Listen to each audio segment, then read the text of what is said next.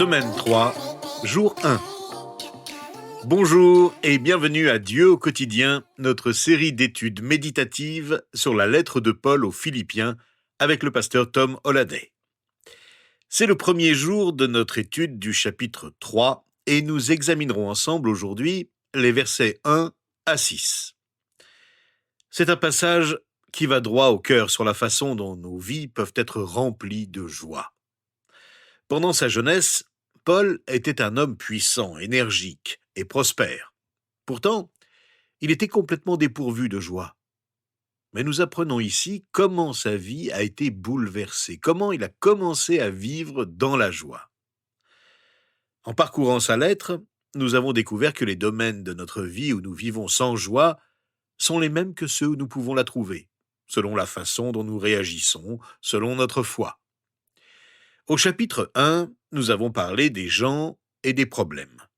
Nous pouvons soit y perdre la joie, soit y trouver la joie. Au chapitre 2, nous avons parlé de notre potentiel et de notre travail, un domaine où nous pouvons soit perdre la joie, soit la trouver. Et dans ce chapitre, le chapitre 3, nous allons examiner nos réalisations passées et notre espérance future en commençant au verset 1, qui nous parle de la meilleure manière de trouver la vraie joie dans ce que nous accomplissons tout au long de notre vie. Nous connaissons tous des gens qui ont réalisé de nombreux projets magnifiques, qui ont accompli beaucoup de grandes choses, mais qui n'ont aucune joie. Nous connaissons aussi d'autres personnes qui n'ont pas accompli de choses extraordinaires, du moins aux yeux du monde, mais qui ont une grande joie. Alors, comment pouvez-vous avoir la vraie joie dans votre vie ? Nous allons découvrir que notre plus grand accomplissement sur terre est de connaître Christ. Notre raison d'être est de le connaître. Nous devons apprendre à connaître celui qui a donné sa vie pour nous. Cela vous paraît-il étrange ? Vous vous demandez peut-être quel rapport il peut y avoir entre connaître Christ et accomplir ce que vous devez faire jour après jour, et en quoi cela peut vous aider jour après jour. Ou vous pouvez, au contraire, vous dire que tout ce que vous avez à faire, c'est d'apprendre à connaître Christ. Certains d'entre nous préfèrent l'action aux relations avec les autres, et pour d'autres, c'est l'inverse. En fait, quand on connaît Christ, on reste en relation constante avec lui. Et cela nous encourage à faire ce que nous devons accomplir dans la joie.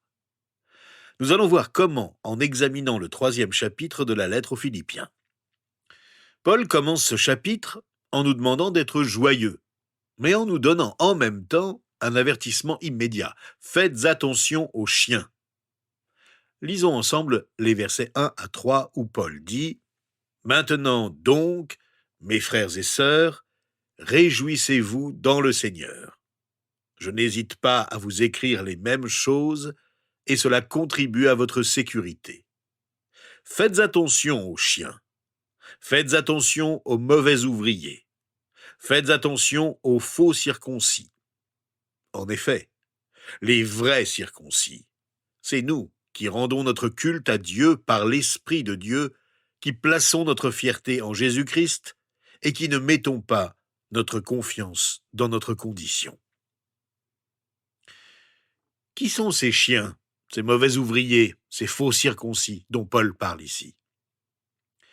En fait, ce sont de faux enseignants. Paul fait allusion aux judaïsants. C'étaient des chrétiens juifs qui voulaient être des disciples de Jésus, mais qui en même temps continuaient de suivre la loi rituelle de l'Ancien Testament. Ils cherchaient à imposer aux non-juifs leur propre façon de comprendre l'Évangile. Pour eux, la foi en Jésus-Christ ne suffisait pas. Ils ajoutaient une liste pratique de choses à faire et à ne pas faire. Paul s'insurge contre cette approche du christianisme. Le salut nous est donné par la grâce seule, par la foi seule. Nous n'avons pas à observer une liste de règles particulières. Paul recommande donc aux chrétiens de Philippe de prendre garde à ces mauvais ouvriers, comme il les appelle. Ils sont dangereux, car ils incitent les chrétiens à croire que l'œuvre de Jésus-Christ n'est pas suffisante pour nous garantir le salut, comme si on pouvait mériter le salut par nos propres moyens. Hélas, nous rencontrons beaucoup de gens comme eux dans l'Église aujourd'hui. Vous les avez probablement déjà rencontrés. Ils ont une liste longue comme le bras de toutes les grandes choses qu'ils font dans l'Église, mais ils ont toujours l'air renfrognés, le visage morose. Ils n'ont absolument aucune joie dans leur vie. Ils sont malheureux parce qu'ils ne peuvent même pas être à la hauteur de leurs propres attentes. Comment donc pouvons-nous prendre garde à eux? Ce sont des gens qui vivent pour ce qui ne les satisfait pas vraiment. Et voyez-vous, ils veulent désespérément que vous soyez comme eux. Ils ne sont pas heureux et ne veulent pas que vous le soyez. Ils essaient de vous imposer les mêmes règles qu'ils s'imposent à eux-mêmes. Paul les appelle des chiens, un terme injurieux chez les Juifs. Pour les pharisiens, les non-juifs étaient des chiens, et les rabbins disaient que les nations du monde étaient comme des chiens. Mais ici, Paul, qui avait lui-même été pharisien, dit qu'en fait les chiens, ce sont les judaïsants, les juifs qui disent être chrétiens, mais qui veulent détourner les vrais chrétiens de la foi seule. Comment pouvez-vous repérer un chien? Vous pouvez repérer un chien par le tas d'os qui l'entoure. Il n'y a que la mort tout autour de lui. Paul dit « Regardez le fruit de leur vie.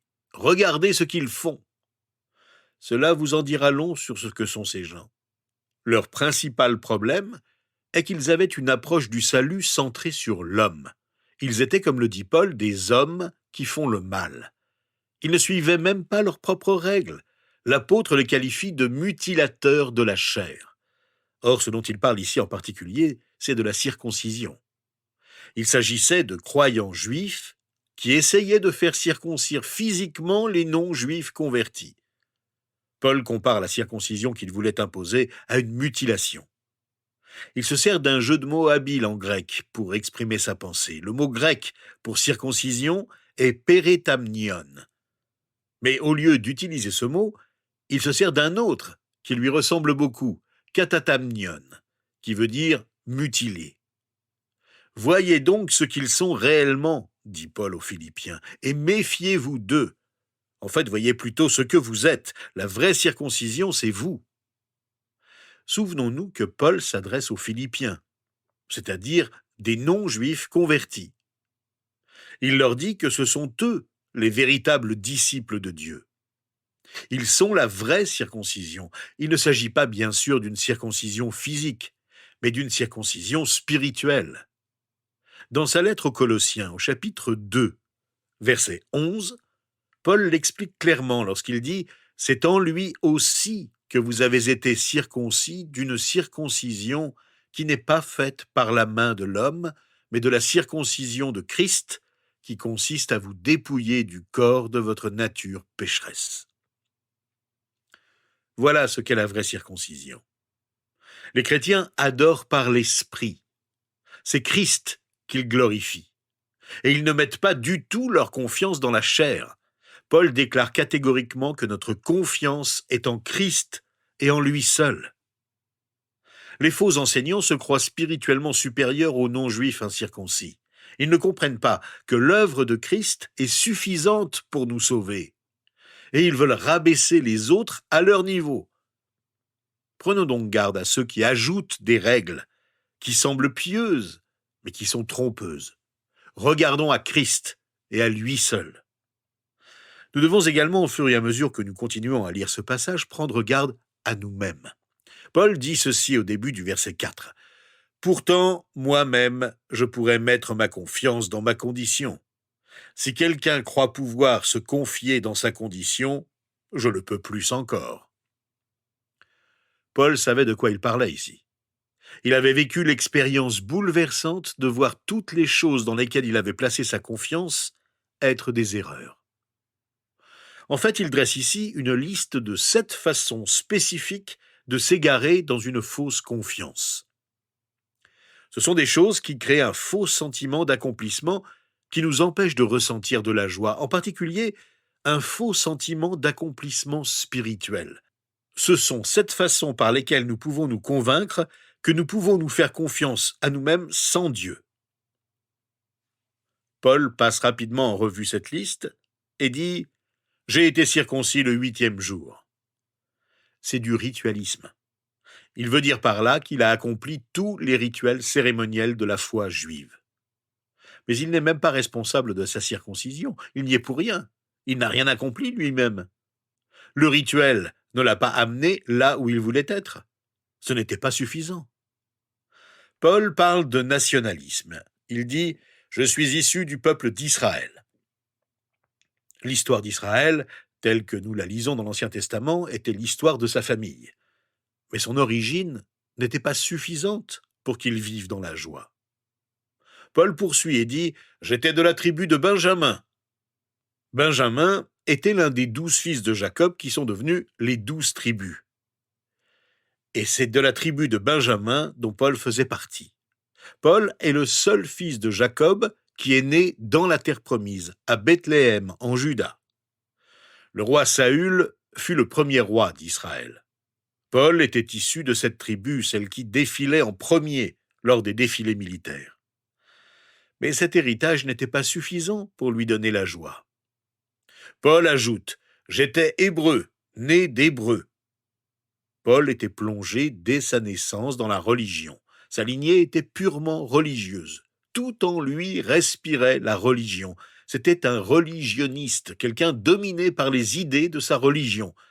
Cela non plus n'était pas suffisant pour vivre dans la joie. Le fait est que certaines des personnes les plus amères, les plus haineuses et les plus laides de ce monde sont aussi les plus religieuses.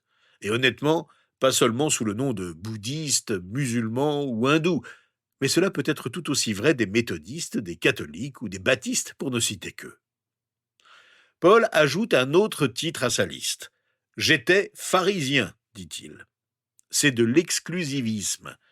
À l'époque de Jésus, les pharisiens étaient une classe aristocrate religieuse mise à part du peuple.